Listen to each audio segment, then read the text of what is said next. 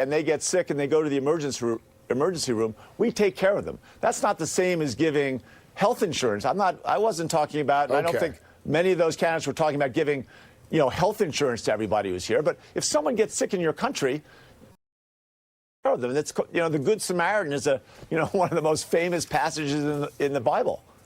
The debates also look at a candidate's number of donors, as you know, and as we look forward to the second debate and the third debates, in addition to polling, we look at donors. We've heard from Mayor Pete's folks over the last 24 hours about the amount of money he raised in the second quarter. Bernie Sanders just put out the fundraising numbers as well.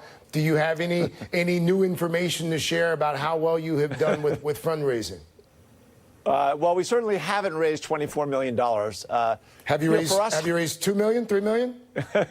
Well, I'm not going to get into it until we pull the numbers together. But the bottom line is for a small campaign like us from Colorado's about 6 million or a little less than 6 million people.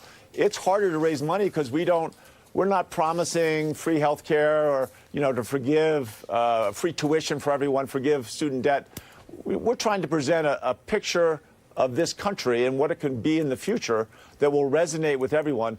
And that has, that's a harder vehicle by which to get small donors. Governor, it sounds like you're describing two of the policy proposals, the elimination of student debt and free health care. It sounds like you're describing them as pie-in-the-sky ideas.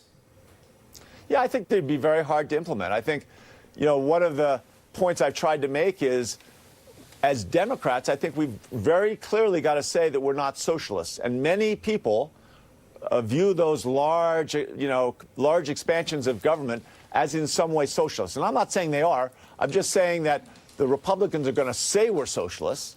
And I think we very clearly got to say socialism is not the solution. Governor, I can say that. I want to follow up here, because what you just said, that this idea that you and your 19 or 20 other Democratic have to convince a large swath of this country that you're not socialist, I think that's a bit telling, no?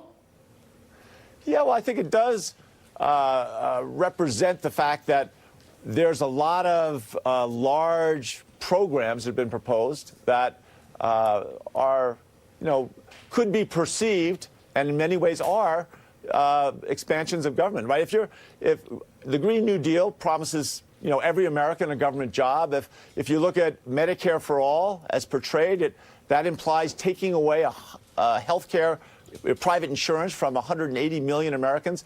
I mean, those are big, I would argue, pie-in-the-sky type programs, and I think we've got to be very clear that socialism is not the answer. In Colorado, we got to near universal health care without that kind of big expansion. In Colorado, we got the #1 economy. We passed universal background checks in a purple state.